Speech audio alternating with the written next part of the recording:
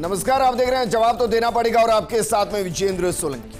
राहुल गांधी लगातार लोकसभा चुनाव में 2 सीटों से मैदान में। 2019 में राहुल गांधी ने अमेठी के साथ साथ वायनाड को विकल्प के तौर पर चुना था।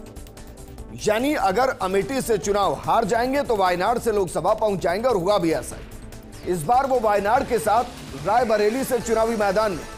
लेकिन सवाल यह है कि वायनाड में राहुल गांधी की स्थिति क्या खराब है, या फिर रायबरेली सीट को गांधी परिवार छोड़ना नहीं चाहता।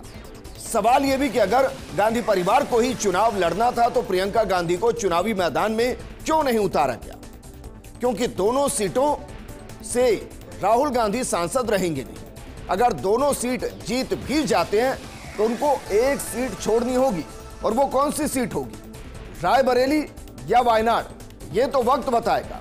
लेकिन सवाल यह भी है कि अमेठी से हारने के बाद राहुल गांधी कभी अमेठी गए नहीं और इस बार चुनाव लड़ भी नहीं रहे। क्या यह भी वजह है कि उन्होंने अमेठी से चुनावी मैदान में उतरने से किनारा कर लिया, और क्या पार्टी के दिग्गज नेता विकल्प की तलाश में हैं? आज बात इस मुद्दे पर कि रायबरेली से पर्चा भरते हुए राहुल गांधी क्या उत्तर को साध पाएंगे या उत्तर को साधते हुए निरुत्तर हो जाएंगे, क्योंकि कहा जा रहा है कि डरो मत भागो मत।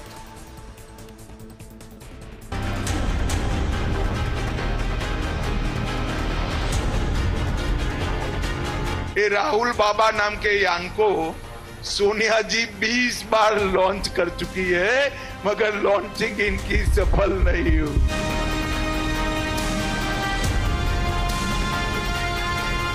अरे डरो मत, भागो मत।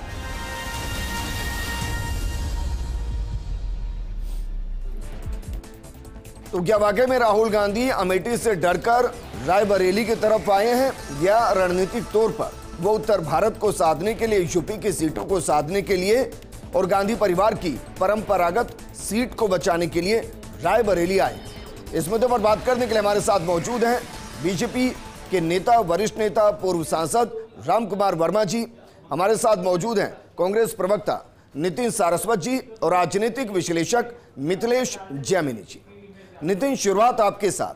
क्या एक सीट से अगर चुनाव नेता हार जाएंगे, आपके शीर्ष नेता हार जाएंगे, तो मान लिया जाए कि अगले चुनाव के लिए उस सीट के लिए वो नेता तैयार नहीं होंगे, किसी और आसान सीट का रुख करेंगे, तो कार्यकर्ताओं तक संदेश क्या जाएगा? देखिए विजेंद्र जी, सबसे पहले तो मैं आपको ये बताना चाहता हूँ कि आपने सबसे पहले कहा कि राहुल गांधी जी अमेठी नहीं गए, तो अमेठी बीच में लगातार गए। आपको मैं ये करेक्ट करना चाहता हूँ। दूसरी बात, आज 5 साल के बाद में जनता को अपने वोट के माध्यम से जो पिछले 5 सालों में सरकार ने जो वादे किए, जो उन्होंने काम के लिए कहा था कि हम आपके जीवन स्तर को सुधारेंगे, हम आपके लिए ये सब विकास के काम करेंगे, हम आपके लिए महंगाई, बेरोजगारी, तमाम चीज़ों से राहत देंगे। 5 साल बाद में चुनाव उन पैरामीटर्स पे होता है कि क्या उन्होंने जो वादे किए, क्या उन्होंने जो कहा था वो सब कुछ पूरा किया या नहीं किया। अभी बहुत बड़ी बात नहीं है। एक मिनट विजेंद्र जी, एक मिनट विजेंद्र जी, एक मिनट प्लीज, केवल 30 सेकंड। अगर वो अमेठी गए थे और अमेठी को संभाला था, तो क्या भरोसा ले नहीं पाए कि अमेठी से दोबारा चुनाव लड़ दिया जाए? Please 30 second. आज बीजेपी 3 सीट पे, अगर हमने केवल चुनाव को डाइवर्ट करना है रियल मुद्दे से, हम लोग पूछ सकते थे कि 3 सीट जम्मू कश्मीर की बात करते थे, तमाम पीएम कह रहे थे कि हमने ये कर दिया, और आज तो पीएम का डंका बज रहा है, 3 सीट कश्मीर में छोड़ दी। हम ये नहीं पूछते कि विंध्याचल से नीचे दक्षिण भारत की भी नहीं पूछते। हम इस बात पे कर सकते थे कि प्रधानमंत्री जी दक्षिण में क्यों नहीं जा रहे, उत्तर में ही उन्होंने पिछली बार 2 सीट चुन लिया, अगली बार में दक्षिण में चुन लेते। उसके बाद में प्रधानमंत्री जी 70 साल से ऊपर अपने बड़े बड़े वरिष्ठ नेता जिन्होंने बहुत महत्वपूर्ण योगदान किया है भाजपा की जीत में और उसकी विचारधारा के लिए, उन सबको रिटायर कर दिया 70 साल कह के। लेकिन आज प्रधानमंत्री जी क्यों लड़ रहे हैं?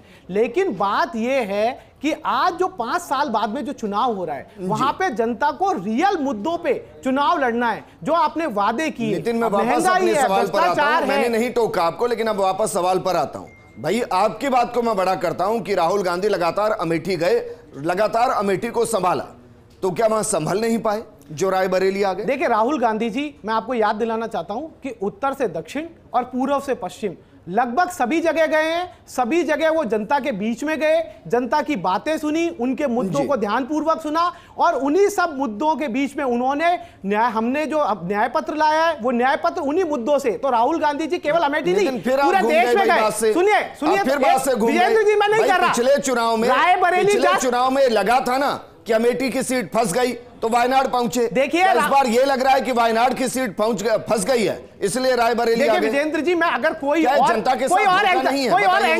और एंकर होता तो मैं हो सकता था कि वो ना समझी में ऐसी बात कह रहे हैं। आपको भी पता है कि वायनाड में किस तरीके की स्थिति है, दक्षिणी भारत में भी वो लड़ रहे हैं, उत्तर भारत में भी लड़ रहे हैं। 2 सीट पे वो 1996 के बाद में जो नियम बना उसके तहत 2 सीटों पे लड़ सकते हैं। अटल बिहारी वाजपेयी कितनी सीटों पे लड़े, हम आपके सामने हैं। अगर वो 2 सीट पे अगर उत्तर भारत में नहीं लड़ते तो आप कहते कि वो डर के भाग गए। अगर रायबरेली में जब राज्यसभा में गई बोली सोनिया जी डर के भाग गई, अब राहुल जी वहां लड़ रहे हैं, तो आपको नहीं लग रहा कि आपको डर के? मैं मान लेता हूं कि भाई दोनों जगह से जीत गए, एक बार के लिए मान लेता हूं।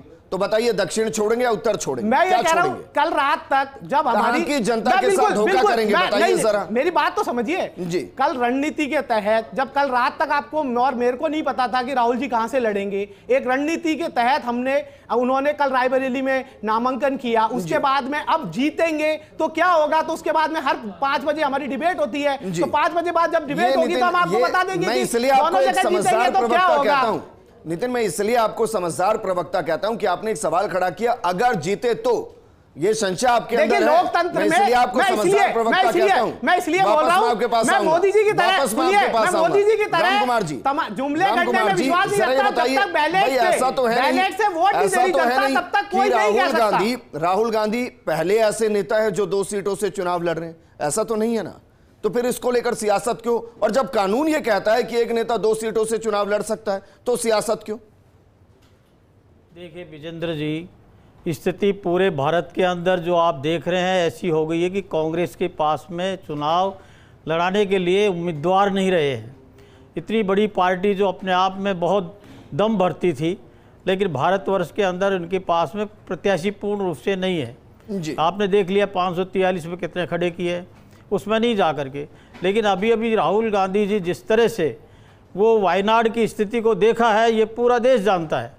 वायनाड के अंदर जिस तरह का इंडिया गठबंधन का इनके जगह जगह सारे गठबंधन तो इनका खत्म हो गया। इंडी गठबंधन तो नाम मात्र का एक यूं रह गया कि रामकुमार जी मैं बहुत लेकिन मैं ये कहना चाह रहा हूँ विजेंद्र जी, क्या कानून के खिलाफ है 2 सीटों से लड़ना? नहीं है ना। आप तो सांसद रहे हैं सर, बखूबी जानते। नहीं है ना, वो 2 से लड़े 1 से लड़े, लेकिन कानून के खिलाफ नहीं, वो कानून के खिलाफ 2 से लड़ने के तौर पर उनको ये अधिकार है ना कि वो 2 सीटों से चुनाव लड़ सकते हैं। जी वो अधिकार है, लेकिन यहाँ अधिकार का दुरुपयोग ये हो रहा है कि वो जब हार के कारण से जब वो हार रहे हैं, वायनाड के अंदर जनता ने उनको मैंडेट दे दिया है, बुरी तरह हारे, तो अपने बचाव के लिए अमेठी लड़ू, रायबरेली अधिकार हुआ उनके पास। और इस बार जो रायबरेली 2014 में प्रधानमंत्री मोदी 2 सीटों से चुनाव नहीं लड़े थे? वाराणसी और वडोदरा लड़े थे या नहीं लड़े थे? बिल्कुल लड़े। 1957 में पूर्व प्रधानमंत्री भारत रत्न अटल बिहारी वाजपेयी का 3 लोकसभा सीटों से चुनाव नहीं लड़े थे? लड़े थे ना सर, फिर क्या समस्या है? लेकिन हम ये कहते हैं, और आपको ध्यान होगा अटल बिहारी वाजपेयी जी उनमें से एक पर हारे थे, एक पर जमानत जब्त हुई थी और एक पर वो जीते थे।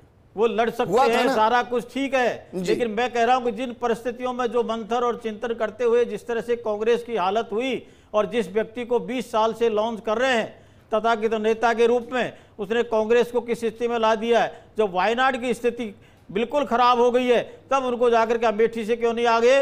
अगर उनको ये उम्मीद थी कि मैं अमेठी से चुनाव लड़ूंगा और रायबरेली से अब आए हैं, ये भी तो अधिकार देता है ना। नहीं, अधिकार दिया, संविधान अधिकार देता है कि भारत का मूल नागरिक देश की किसी भी सीट से चुनाव लड़ सकता है बशर्ते वो रिजर्व ना हो। नहीं, वो तो लड़ सकता है, वो ठीक है। हमने ये क्या दिक्कत है? उसको मना थोड़ी वो करेंगे, नहीं तो उसको निर्वाचन आयोग बना करेगा, न करेंगे। लेकिन तो समस्या क्या है सर उनके चुनाव लड़ने से? समस्या ये है जिस तरह से कांग्रेस के लिए बहुत घातक, और मैं तो कहूंगा कांग्रेस बिल्कुल अपनी हार को मान चुकी है। वो अपना जो नेतृत्व करने के लिए जिसको खड़ा किया है वो मैदान छोड़ करके भग गया है। इससे ज्यादा दुर्गति और क्या होगी?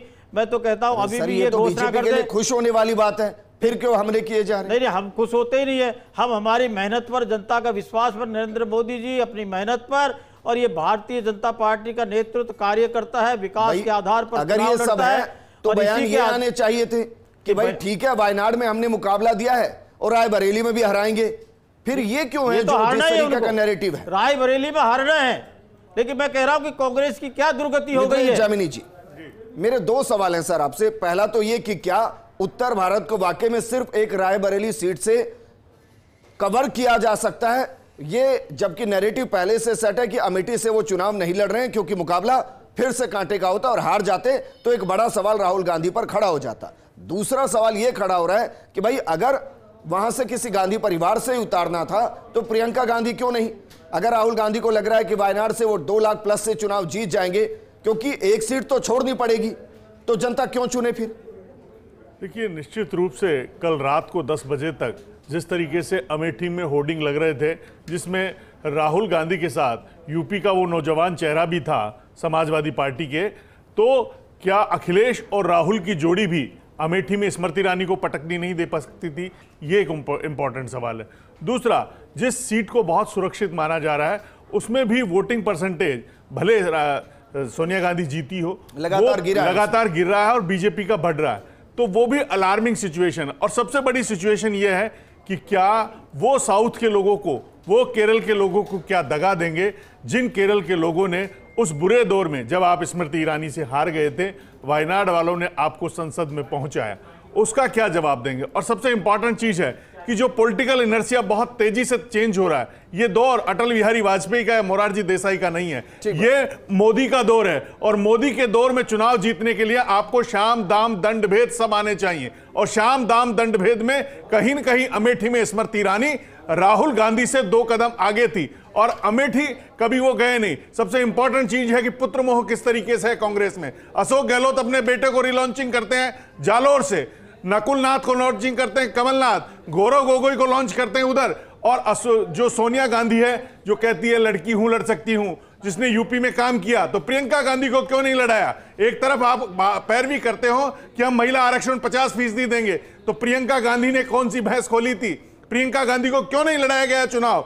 नहीं तो उनके पति को लड़ा देते, प्रियंका वाड्रा को क्यों नहीं लड़ाया गया? रॉबर्ट वाड्रा को।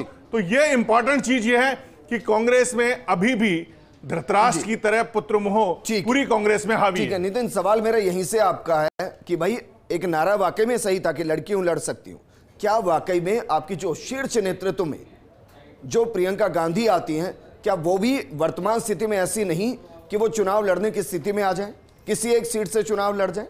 देखिए, सबसे पहले तो मैं आपका जवाब देता हूं, फिर बाकी लौट के जवाब दूंगा। सबसे पहले प्रियंका गांधी जी आज हमारी स्टार कैंपेनर हैं। पूरे देश में जिस तरीके से वो कैंपेनिंग कर रही है कांग्रेस पार्टी के लिए और जिस तरीके की भीड़ आ रही है, वो हम सबसे किसी से छुपी नहीं है। रही बात आपको प्रियंका जी के लिए तो जो सुनिए प्रियंका गांधी को जो आपको अगर इतनी भीड़ आ रही है तो देखिए सुनिए, आप दो तरीके की बात करने दीजिए, कंप्लीट तो करने दीजिए। 2 तरीके की बात सुनिए, नहीं मैं आप ये कह रहे हैं कि राहुल गांधी की सभाओं में भीड़ नहीं आ रही इसलिए 2 सीटों, क्या मैंने ऐसा कहा? मैं राम जी की पूजा करता हूं, राम जी की पूजा करता हूं, इसका मतलब है मैं शिव जी की पूजा नहीं करता, इसका मतलब है मैं गणेश जी की पूजा नहीं करता, इसका मतलब है मैं हनुमान जी को नहीं मानता, इसका मतलब है मैं दुर्गा माता को नहीं मानता। कैसी बात कर रहे हैं आप? जैसा अगर वरिष्ठ एंकर ऐसी बातें करेगा तो मुझे बहुत दुख होगा इस बात के लिए। नहीं, बिल्कुल ये उदाहरण सटीक नहीं है सर, ये बिल्कुल सटीक उदाहरण नहीं है। को लेकर आप आए हैं, कल आपके राष्ट्रीय अध्यक्ष कह रहे थे कि शिव राम को हरा देगा और मेरा नाम मल्लिकार्जुन है, मेरा एक लिंग वहां स्थापित है, ये आपके नेता कह रहे थे। मैं आपकी बात का पहले जवाब दे दूं, आप कंप्लीट तो करवा लीजिए। मैं ये कह रहा हूं, आज प्रियंका जी दोनों जगह बोली कि मैं यही कैंपेनिंग करूंगी, मैं पूरे देश में कैंपेनिंग करूंगी। अगर उनकी इच्छा है कि वो पूरे देश में मोदी सरकार की जो पॉलिसीज है, जो उन्होंने 10 साल का कुशासन दिया, जो 10 साल के जो मुद्दों पे वो बात नहीं करना चाह रहे और लगातार मछली मटन मुस्लिम लीग मुसलमान पाकिस्तान पे आना चाह रहे हैं, वो उनको मुद्दों पे खड़ा रखना चाह रही हैं और उसी के लिए कैंपेनिंग करना चाह रही हैं, उसमें आपको क्या तकलीफ है? मुझे क्या तकलीफ है? आज वो रायबरेली भी गई, अमेठी भी गई और वो हमारे कैंडिडेट के साथ खड़ी रही। क्या आपकी सबसे बड़ी नेता महिला नेत्री क्या लोकसभा का चुनाव लड़ने के लिए सक्षम नहीं है? मैं तो सवाल पूछ रहा हूं। देखिए, कुछ कुछ तो लोग हैं, और आप कुछ ये लोग कह रहे हैं हैं कि इच्छाओं का ध्यान रखा जाता है। कुछ तो लोग राजसमंद के कहें- अंदर नहीं, इच्छा के कुछ तो- विरोध जाकर टिकट दिया आपने, देखिए, और कितने नेता कह चुके हैं कि इच्छा ही नहीं थी चुनाव लड़ने की, पार्टी ने कहा चुनाव लड़ लीजिए। बताइए, आज अगर प्रियंका गांधी जी अपनी उपयोगिता पूरे देश में हर लोकसभा के अंदर अपनी कॉन्स्टिट्यूएंसी, क्योंकि एक एक सीट जिस तरीके से संविधान को बदलने का कुत्सित प्रयास किया जा रहा है, ठीक है, अब ठीक है, अगर ठीक वो है उसको नितिन, अब यूटिलाइज ठीक है करना चाह भाई, रही है तो उसमें ठीक क्या है, तकलीफ है? नहीं कोई तकलीफ नहीं है। अब समझ में आई ना चीजें दूसरी कि भाई प्रियंका गांधी राजस्थान की 25 सीटों में से 4 जगह क्यों कैंपेनिंग करके गई और राहुल गांधी सिर्फ एक बार क्यों आए? आप ये कह रहे हैं कि राहुल गांधी की डिमांड नहीं है। राहुल गांधी जी कई जगह बहुत बार गए, वहां प्रियंका जी नहीं गई। हमारे जो मेन लीडर हैं उनका एक जगह में वो एक समय में 24 घंटे के अंदर एक पर्टिकुलर क्या वाकई में जिसका जिक्र आप कर रहे हैं, क्या ये डर कांग्रेस को सता रहा है कि अगर प्रियंका गांधी कांग्रेस में अगर एक पायदान पर आ गई तो जो उस पायदान पर पहले से लगातार अपने आप को साबित करने की कोशिश कर रहे हैं, उनको लेकर ये एक बड़ा सवाल खड़ा होगा। देखिए, निश्चित रूप से प्रियंका गांधी ने विधानसभा का चुनाव यूपी में लड़ा और महज 2% वोट लाए और सचिन पायलट उनके सारथी थे। और जिस तरीके से अशोक गहलोत अपनी बर्थडे राजस्थान में मनाने के बजाय वो गांधी परिवार के साथ खड़े हैं, इसका मतलब भी यह है कि राजस्थान में भी अभी मामला शांत नहीं हुआ। और प्रियंका गांधी जो सबसे बड़ी लीडर बन रही है, प्रियंका गांधी विधानसभा चुनाव में ईआरसीपी का मुद्दा बनाया था और ईआरसीपी के मुद्दे को लेकर ये जो ममता भूपेश का इलाका है सिकराय, वहां बहुत बड़ी मीटिंग की थी और वही हाल हुआ। जो प्रियंका वाड्रा जो सबसे बड़ी इनकी स्टार प्रचारक है, ममता भूपेश को वहीं से चुनाव हारना पड़ा। तो वो इतनी बड़ी स्टार प्रचारक अगर एक सीट नहीं जीता पाई, जो ईआरसीपी का मुद्दा लेकर कांग्रेस ने पूर्वी राजस्थान में अलग जगाई, दोनों सीटें हारे। प्रमोद जैन भाया कंवरलाल मीणा से चित गए और इधर ममता भूपेश चित गई जो विक्रम बंसीवाल से। तो यह बताता है कि जिस आरक्षण को लेकर एसटी एससी की बात कर रहे हैं, दोनों जगह चाहे ईआरसीपी के मुद्दे पर कंवरलाल मीणा ने प्रमोद जैन भाया को चित किया हो या ममता भूपेश को विक्रम बंसीवाल ने चित किया हो, तो यह बात बताती कि आपके स्टार प्रचारक जब आपकी सरकार थी, गहलोत की गारंटियां थी, उसके बावजूद उनका जादू नहीं चल पाया। तो अब कैसे प्रियंका गांधी तो कहीं मेरा एक और सवाल है भाई जी, एक मिनट, मेरा एक और सवाल है। अगर राहुल गांधी 2 सीटों से चुनाव लड़ सकते हैं तो जो बड़े बड़े दिग्गज हैं अलग अलग स्टेट्स के, उन्होंने फिर आगे आके मोर्चा क्यों नहीं संभाला? देखिए, निश्चित रूप से जो बीजेपी को एक वॉक ओवर दे दिया है कि वायनाड हार रहे हैं, वायनाड में रिस्क है इसलिए लड़ रहे हैं। दूसरा इंपॉर्टेंट चीज है कि क्या उनको अमेठी छूट, अब हम रायबरेली की ओर चले तो इंपॉर्टेंट चीज है कि क्या अमेठी की जनता जिसने उनके ऊपर इतना यकीन किया, एक बार हार गए तो दिल टूट गया।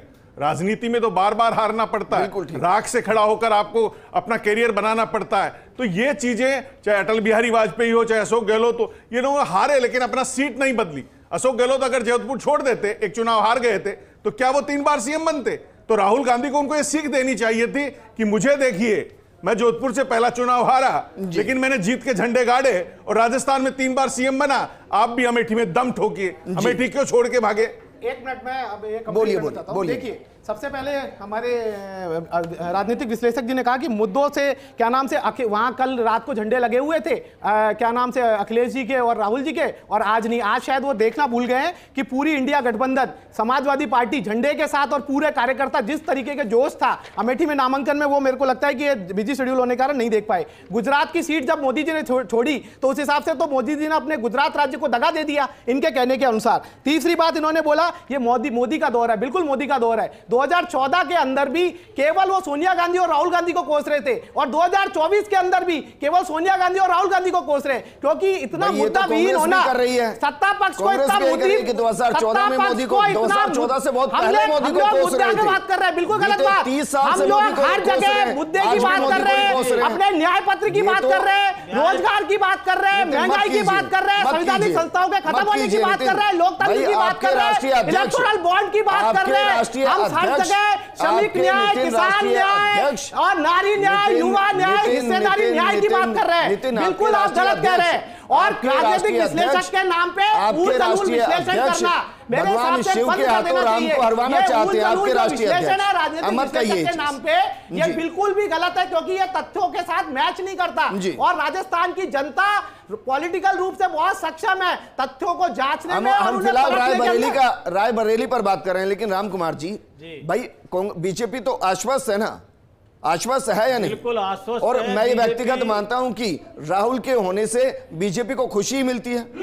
तो बीजेपी को किसी से खुशी और नाराजगी नहीं है। जी। जनता क्या निर्णय लेती है, जनता का सम्मान करना चाहिए, लेकिन कांग्रेस को इतना अहंकार और इतना डर भी है कि वो जनता का सामना नहीं कर सकते। उनकी स्थिति आपने देख ली है। तो मैं कहूं कि आप ये पहले के हमारे प्रियंका जी तो बहुत बड़ी नेता है, उनका मुकाबला नहीं है, कंपैरिजन नहीं है। अरे कंपैरिजन नहीं है तो किसी सीट से चुनाव लड़ा के तो दिखाते आप।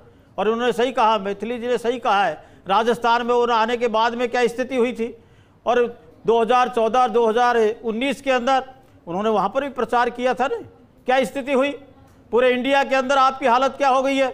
और अब की बार आप इंडिया गठबंधन की बात करें, अभी भाई दीप्ति जी कह रहे थे कि हमारे साथ में इंडिया गठबंधन मजबूती से खड़ा होकर के खड़ा था, देखा नहीं। अरे आपने देखा आपके बानियाड़ के अंदर जिस तरह का गठबंधन हुआ था, अभी 4 सीट सीपीआई ने कहा। राम कुमार जी आप बताइए, बीजेपी किस मुद्दे पर चुनाव लड़ रही है इस बार? बीजेपी का स्पष्ट एजेंडा रहता है, विकास हमारा केंद्र बिंदु है, राष्ट्र को सर्वोपरि रखते हुए सेवा सुशासन और गरीब कल्याण हमारी प्राथमिकता होती है, बिना भेदभाव करके। एक नारा है सबका साथ सबका विकास, और उसमें जोड़ा भी गया था सबका विश्वास, जोड़ा गया था ना सर। बिल्कुल। तो पहले चरण में कम वोटिंग के बाद ये नारा दोबारा क्यों नहीं आया? ये नारा भी सारी चीजें आ गई, देखिए पाकिस्तान तक आ चुका है चुनाव। विजेंद्र जी, पाकिस्तान तो ये कि जब ये कांग्रेस ने ये हालत कर दी है देश के अंदर, किस तरह की सांप्रदायिकता तुष्टीकरण की नीति को अपना करके देश में जातिवाद का जहर घोला, धर्म का जहर घोला, लेकिन भारतीय जनता पार्टी है वो राष्ट्र को सर्वोपरि मानते हुए वो मानवता के लिए कार्य करता है, वहां की भेदभाव के लिए। लेकिन राष्ट्र क्या है सर? राष्ट्र क्या? एक को मिलाकर राष्ट्र होता है, सबको मिलाकर राष्ट्र होता है। सबको मिलाकर राष्ट्र होता है। सबकी बात हमारे अंदर भाषा का अंतर नहीं है, प्रदेश का अंदर आपको मालूम होना चाहिए। जो बयान दिए जाते हैं राम कुमार जी, क्या वो वाकई में राष्ट्र के लिए होते हैं? और अगर राष्ट्र के लिए होते हैं तो क्या किसी के खिलाफ नहीं होते? हमने रिजल्ट दिखाए हैं राष्ट्र के मुद्दों को लेकर के। राष्ट्र रिजल्ट एक अलग मुद्दा होता है, मुद्दा राष्ट्र। अगर 543 में से आप 334-35 सीटें ले लेते हैं तो इसका मतलब ये भी तो है ना कि बाकी पे हारे हैं।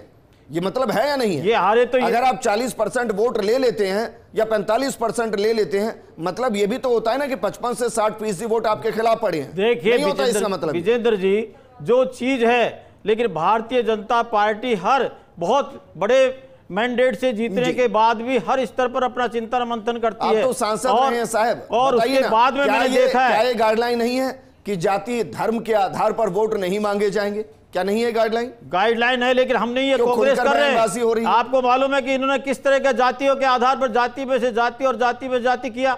आप ये कह रहे हैं एक भटकाना, लटकाना, भ्रमित करना, संविधान को बदलेंगे, आरक्षण खत्म होगा। अरे 10 साल के अंदर संविधान को मजबूती भी दी है, आरक्षण को मजबूती दी है, गरीब कल्याण को और मजबूती दी है। लेकिन नीतीश जी पूछता हूं, थ्योरी सामने आ रही है जी। पहली तो ये कि भाई अगर दोनों सीटें जीत गए तो राहुल गांधी वायनाड रहेंगे, यहां बाई इलेक्शन में प्रियंका गांधी को मैदान में उतार दिया जाएगा। तब तक यह भी समझ में आ जाएगा कि इंडी गठबंधन की स्थिति क्या रही, पहला। दूसरा ये कि उत्तर भारत में यह ना मैसेज चला जाए कि गांधी परिवार उत्तर भारत छोड़कर भाग, क्योंकि सोनिया जी वैसे ही वीआरएस से ले चुकी हैं एक्टिव पॉलिटिक्स से, प्रियंका को कोई सीट दी नहीं जा रही है। अगर राहुल गांधी रायबरेली से चुनाव नहीं लड़ते तो क्या उत्तर भारत में मैसेज नहीं जाता? और क्या लड़ने से यह मैसेज जा रहा है कि हाँ उत्तर भारत से गांधी परिवार है? देखिए, निश्चित रूप से कांग्रेस, मुझे लगता है भगवान कृष्ण की तरह उस जन्म धरती है उनकी, कृष्ण यूपी की। और मुझे लगता है कि वो जो रण छोड़ की उन्हें उपाधि मिली है राहुल गांधी को, क्योंकि अमेठी छोड़कर वो रायबरेली जा रहे हैं, अब दोनों में से दोनों जीत जाते हैं तो निश्चित रूप से अगर बाई इलेक्शन होता है तो रायबरेली ही छोड़नी पड़ेगी, क्योंकि प्रियंका गांधी के लिए वायनाड तो छोड़ नहीं सकते। तो हो सकता है प्रियंका गांधी को रायबरेली से लॉन्चिंग का इनका प्लान हो, लेकिन वो बहुत दूर की कोड़ी है। सबसे इंपॉर्टेंट चीज ये है कि क्या इससे सवाल के साथ ये भी तो है ना कि अगर प्रियंका को चुनना है तो अभी राहुल को क्यों चुने रायबरेली? बिल्कुल बिल्कुल, जो सबसे इंपॉर्टेंट चीज है कि अगर प्रियंका गांधी इतनी स्टार कैंपेनर है, प्रियंका गांधी की भीड़ आ रही है, तो क्यों नहीं उतारा गया? इससे बढ़िया मौका क्या मिलेगा कि आप मोदी जी को, वो वाराणसी से लड़ रहे हैं, यूपी में सबसे ज्यादा सीटें हैं, यूपी कांग्रेस और गांधी परिवार का गढ़ है, नेहरू, इंदिरा, राजीव, सोनिया, राहुल तमाम है, तो फिर प्रियंका गांधी ने ऐसा क्या दोष किया है, ऐसा क्या उन्होंने पाप किया है कि उन्हें चुनाव नहीं लड़ाया गया? ये सबसे बड़ा सवाल है कि अगर वो बेटियों को अहमियत देते हैं तो इतनी बड़ी स्टार कैंपेनर को घर क्यों बिठाया? क्या जिस तरीके से कांग्रेस में राजस्थान में सचिन पायलट प्रियंका गांधी के साथ है और अशोक गहलोत सोनिया गांधी के साथ है, ये पूरे देश में भी कांग्रेस डिवीजन है, ये भी बड़ा सवाल खड़ा हो गया है। ठीक है, और उसी डिवीजन में प्रियंका गांधी को टिकट नहीं मिल रहा है। लेकिन नितिन, एक लाइन में वाइंड अप कीजिएगा, एक लाइन में राहुल गांधी के लिए बड़ी सीट या महत्वपूर्ण सीट कौन सी है, वायनाड या रायबरेली? देखिए, सबसे पहले तो आपने जो इंडी गठबंधन किया उस पर मैं आपत्ति दर्ज करता हूं।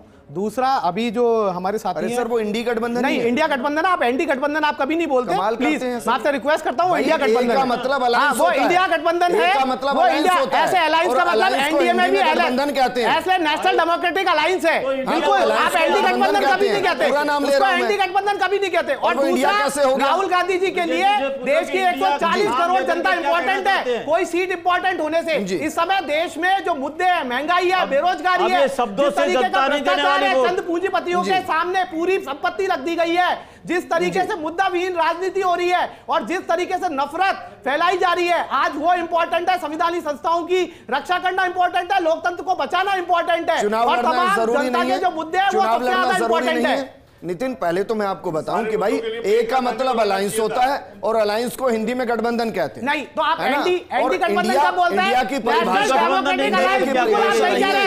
शुक्रिया हमारे साथ जुड़ने के लिए। मतलब क्या होता है? मैं एनडीए ही कहता हूं सर, मैं एनडीए ही कहता हूं, मैंने कभी एनडीए गठबंधन नहीं कहा। चलिए, मेरा कोई भी बयान आप निकालिए जिसमें मैंने एनडीए के साथ गठबंधन जोड़ दिया हो, आप मुझे दीजिएगा, वो एनडीए ही है। शुक्रिया हमारे साथ जुड़ने के लिए। और अगर मुझे इसको कहना भी होगा तो भी मैं एनडीए की तरह इसको INDIA ही कहूंगा, मैं ये कहूंगा, तब भी मैं इसको इंडिया नहीं कहूंगा।